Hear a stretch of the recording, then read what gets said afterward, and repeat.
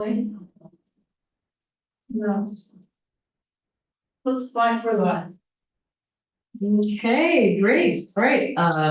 This is Senate Natural Resources and Energy coming back from a break, and we are going to step back from bills specifically right now, but it's good as context for all the energy work that we're doing. So we've invited Mr. Duvall back from EAN, the Energy Action Network, to go more in depth into the energy landscape and the energy report that has most recently come out. So thanks for coming back to us and for giving us a little bit of a deeper dive. Thanks so much for having me, Chair Watson, members of the committee. I'm glad to be with you again. As Chair Watson said, my name is Jared Duvall. I'm here today primarily in my capacity as Executive Director of Energy Action Network, which is a nonprofit organization that both serves as a neutral convener of organizations, businesses, utilities, state agencies, and departments, many folks across Vermont who are working in the energy space. And then we also, as a nonprofit, do a lot of data tracking, research, and analysis to try to help inform Vermont's energy and climate conversations. And I should note, as I did last time, I'm primarily testifying in my capacity today is with Energy Action Network. Separately, members of the committee may know that the Senate appointed me first 5 years ago and then again 2 years ago to serve on the Vermont Climate Council to provide expertise in energy data and analysis. And there is a tension between those two roles, or a balance between those two roles, in that at EAN we do not take positions on any bills or administrative proceedings for or against. We do not do any lobbying on the Climate Council. However, I am required by law to make recommendations about how Vermont could meet the obligations, the commitments we've made under the Global Warming Solutions Act. So if there's a question that veers into policy, I will not answer it in my EAN capacity, but would either be happy to come back and speak as a counselor or switch hats as it were. But hopefully we can just spend most of the time today on energy, emissions, the economy, just the facts, please. So let me go ahead and share my screen.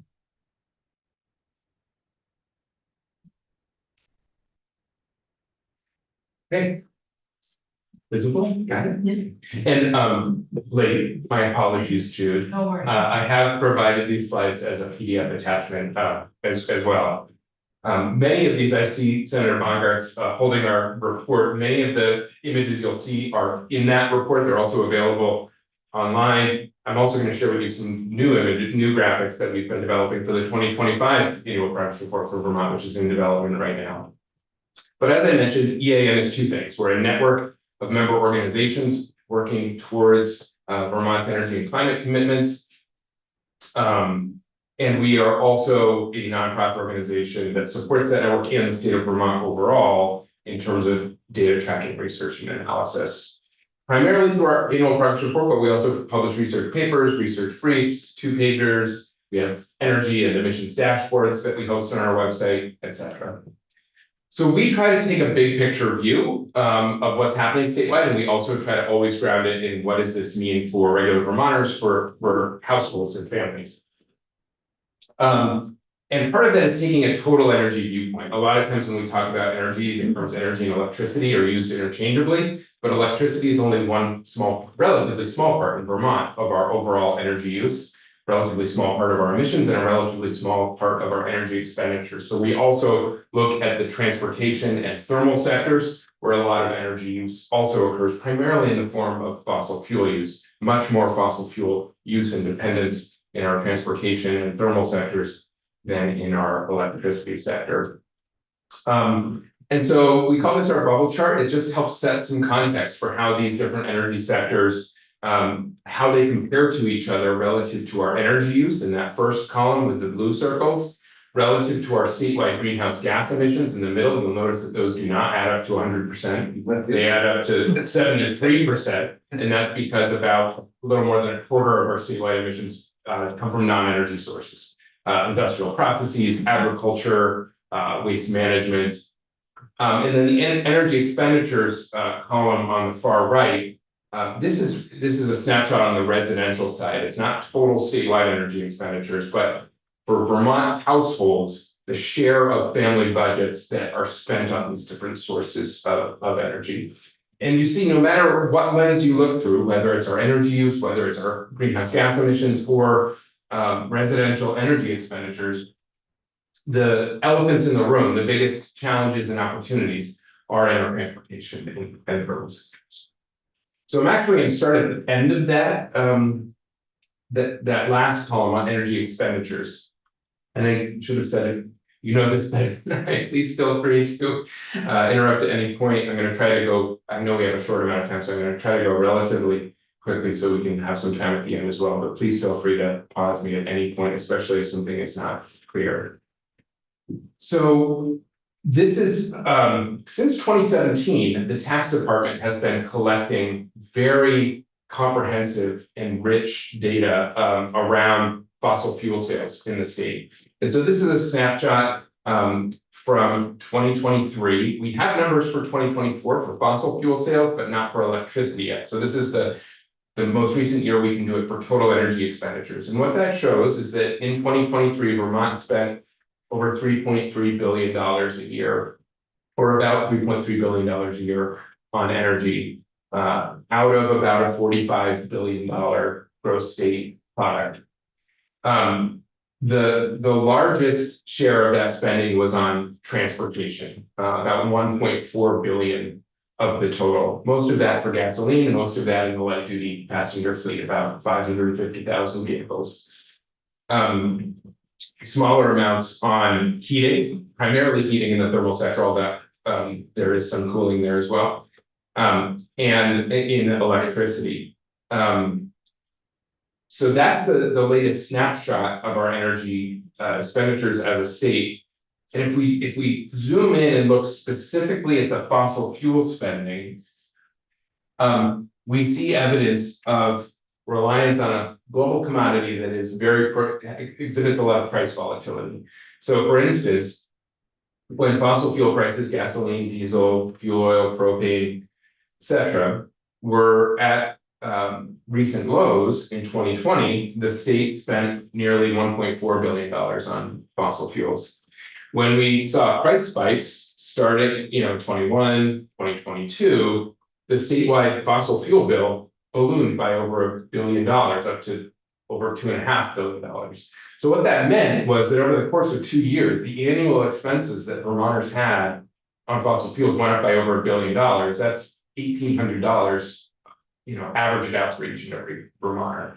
So this exposure to these volatile global markets and these high costs for fossil fuels is putting significant strain and unpredictability on household budgets, on business budgets, and you can really see that. And that's even as consumption has stayed relative. We added this consumption line because you could see it's not because we started purchasing 50% more fossil fuels. It's because of the price changes.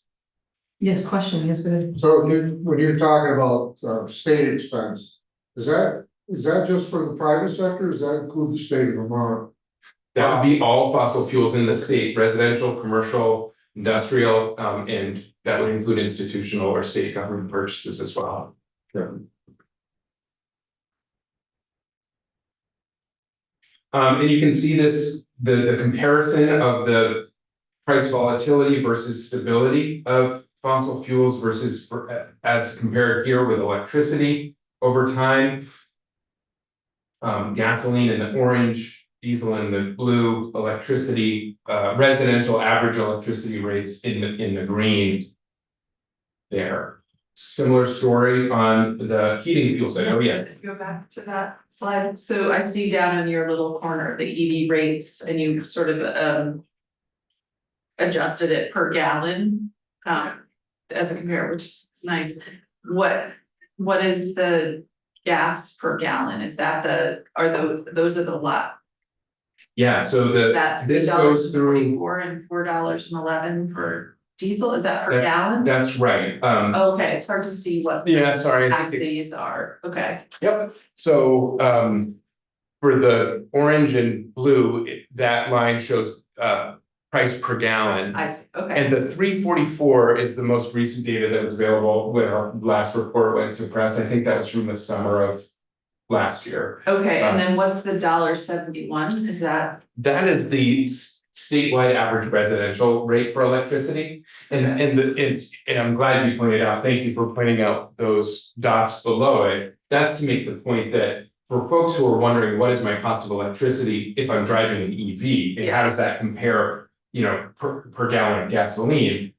Multiple utilities in the state are offering EV rates that are lower than the average residential rate. And so if you sign up for those rates, you're not paying the equivalent of $1.71 a gallon. You're maybe paying, if you're in Green Mountain Power territory, the equivalent of $1.20 a gallon, or in BED, 94 cents a gallon.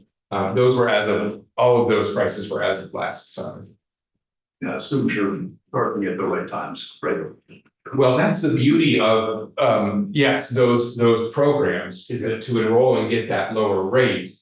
In return, you're providing access so that a signal can be sent to not charge during periods of peak demand, which helps you get a lower rate, and all ratepayers save money by avoiding those expensive peaks. So another way to think of it would be like, worst case, you're paying $1.71 per a gallon. If you're charging at home and are not enrolled in a, but there could be higher rates, like, there's some variation in terms of public charging, like if you go to a level 3 or a Sure. DC fast charger, or even level 2 public charging, there is some variation, and those could be above, and often are above that 171, but for many folks, for most folks, the vast majority who have at-home charging options, the vast majority of charging happens at home. Perfect. Thank you. But that is a real equity challenge in terms of renters who don't have access to it. There's some really innovative pilots happening right now, like Burlington is doing drop-down pole-mounted chargers for folks who don't have off-street parking, but they can access charging from their street parking. So there do need to be different and focused solutions for renters, or folks who don't have access to off-street parking and would otherwise be more exposed to the higher cost public charging. So this is very busy. Hopefully it brightens up your day, at least with all of the colors. I love I mean, this, I often refer to this as the roller coaster chart, because you can see the unpredictability that Vermonters who are heating their water, heating their spaces, their homes, their businesses with propane or fuel oil have been on. Gray is propane and purple is fuel oil. In contrast, there's an on average lower cost and much greater degree of price stability on options like wood pellets, heat pumps, fossil gas, also known as utility or natural gas, wood chips, which are more relevant in the commercial sector. So heat pumps in the blue, fossil gas in the orange, wood chips in the dark green. And I think there's a couple of things that are worth pointing out on this graph. One is the really important difference between the cost of heating with heat pumps versus electric resistance. You'll see they're both 22 cents a kilowatt hour, but the difference is the coefficient of performance, or the efficiency rate. And because heat pumps operate so much more efficiently than resistance electric, like space heaters or baseboard electric, that's how you get from that curve to this curve with that more modern and efficient technology. The other thing that I think is interesting to point out is, why is fuel oil showing up as lower cost here than propane, even though fuel oil is $3.68 a gallon and propane is $2.96 a gallon? And I think a lot of consumers don't know this, unfortunately, and there should be better consumer protection and information about this. But propane has only about 2/3 the energy content per gallon that fuel oil does, and so you can't just compare per gallon. Per unit of heat or energy output, propane is usually often more expensive than fuel oil. So one question about this graph. geothermal is not on here. If you had a sense of where geothermal would fit on there, that would be very interesting. Yeah, on a kind of per unit of delivered heat, my expectation is that it would be below the electric heat pump because this electric heat pump is modeled as an air source heat pump. And so, it's averaged over time, but when you're relying on the outside air, oftentimes, that can be much colder than you want inside. They will still work, they will still transfer heat. But with a geothermal heat pump, if you're getting temperatures from, if your outside temperature is underground, it's gonna be not dropping as low as the air temperature, and so you can get efficiencies and higher performance in ground source than you can in air source. So that's a great point that would show up as a lower line than the electric heat pump. To your point about the sort of consumer education, I mean, are there any regulations that we require them to fuel dealers or whomever to post their prices by BTU instead of by gallon? I am unaware of any regulations. Cause I mean, I don't think most people know that. There was actually just like a recent conversation on our front porch forum about.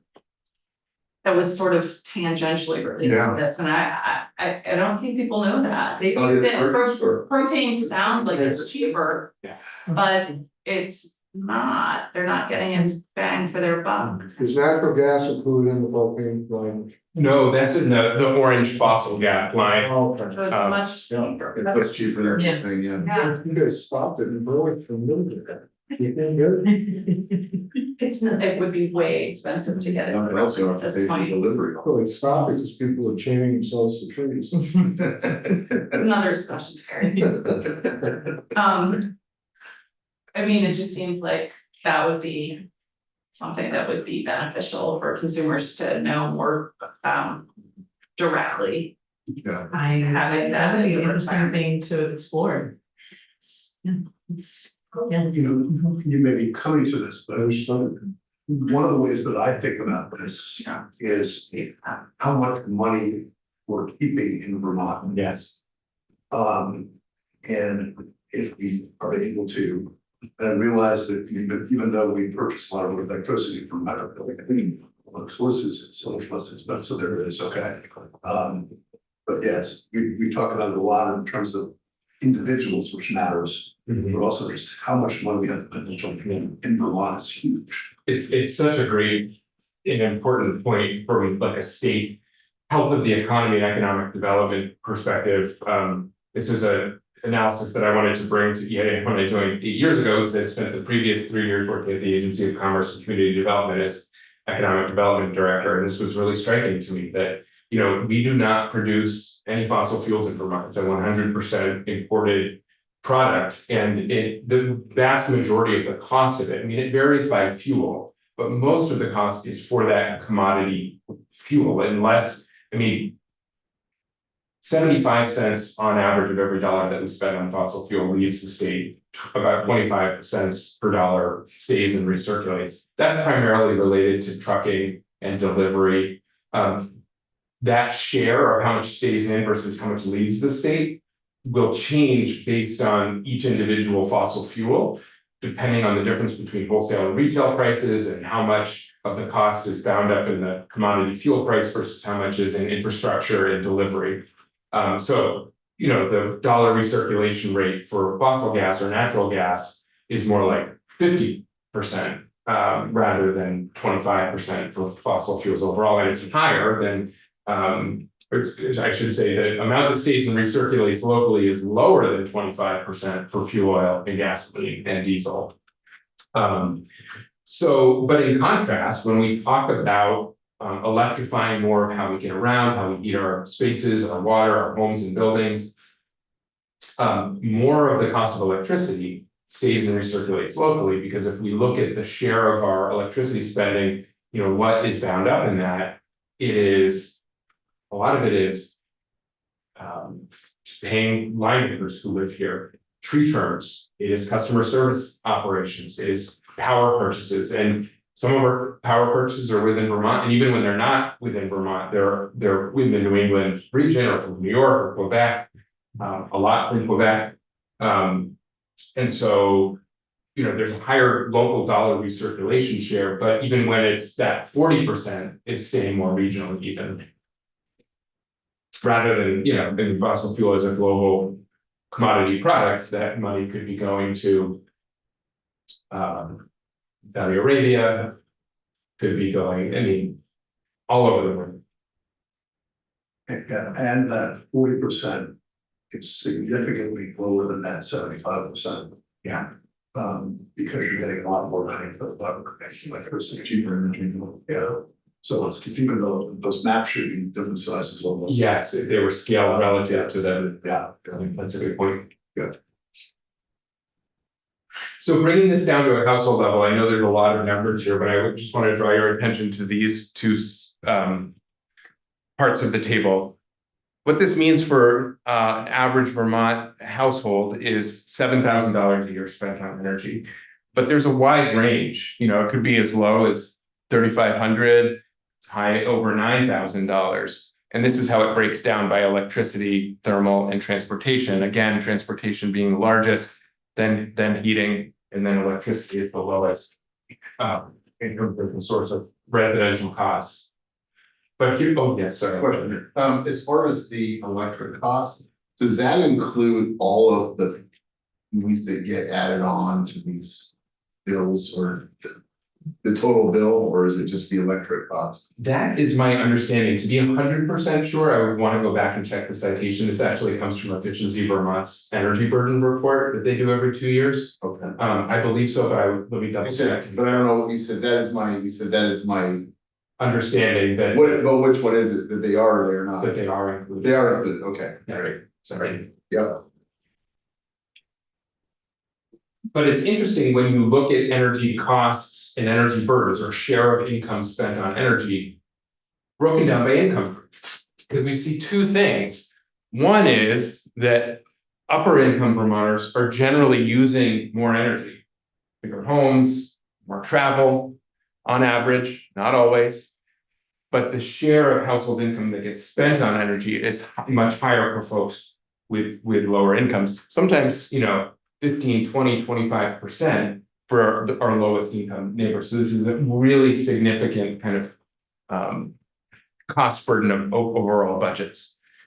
Even though lower income Vermonters are generally using on average less. And we see some really stark differences in terms of this. There's a lot going on here, but what it shows is it's broken out in two ways. One, how do people heat who own their homes versus how's heating happening in rented homes? And then within that, by income group, which fuels are folks using for heating? And what you see is whether folks are renting or whether they own, the farther you go down the income scale, the more people are dependent on fuel oil, which is one of the highest cost and most price volatile fuels there is. So, you know, there's a significant opportunity to reduce that energy burden if we could help folks get off of that fossil fuel roller coaster onto lower cost, more price stable alternatives. Again, very busy graph, but this just shows for average heating load, for the average Vermont home, given the prices over from 2020 to 2024, what would you have paid if you're using different heating sources? And you see that the folks who were on fuel oil got a really rude surprise between 2020 and 2022 because of those price spikes. Same for propane. Generally, these are higher cost, fuel oil and propane. For the fuel cost as compared to these other options, and you see the greater degree of price fall. And what this speaks to is a really difficult challenge that we as a state face, which is we know that we can help folks save money over time by getting to lower cost, more price stable energy sources and away from that fossil fuel volatility, but there's the challenge of that upfront investment to move away from the fossil roller coaster to those other curves. And this is an example of what it looks like. So this is data including from the technical reference manual from Efficiency Vermont on the average installed cost of different types of water heaters. So you see the installed cost here of a propane water heater is less than the installed cost of a heat pump water heater. But because the monthly and annual costs of operating the propane water heater are higher because of that fuel price, the lifetime cost is going to be on average an estimate of $9,500, whereas the lifetime cost of the heat pump equipment, installation, and fuels would be $6,500. The reason there's this range here is because there's different incentives available for heat pump water heaters depending on your income and utility territory, et cetera. But this is just no incentive, and you see significant possible savings. Yes, go ahead. Maybe it's the details, but does that assume that you're using that heat pump water heater 12 months a year? Yes, yes. Okay. Yeah. All right. And there's not the difference, the range of different efficiencies that we'd see in air source heat pumps because heat pump water heater are usually inside, and so you see less of a temperature. People don't like the air conditioning in the winter. Yes. Yeah. Although sometimes folks like in my old house wet basement, like the humidification elements of it. And we can see the same thing on the vehicle side. The upfront cost, this is without incentives, of an electric vehicle in green, higher than the upfront cost of, so this is apples to apples, Chevy Equinox gas in the latest model versus the Chevy Equinox EV. Lower upfront cost for the gas vehicle, but using the AAA numbers in terms of the cost of maintenance and using the Vermont specific most recent fuel data, we see lower operations and maintenance costs for the EV and lower fuel costs. That goes back to the chart that you were talking about, Senator Hardy, in terms of, and that's just the residential average rate, EV rate. This could be even lower if you're using those EV rates.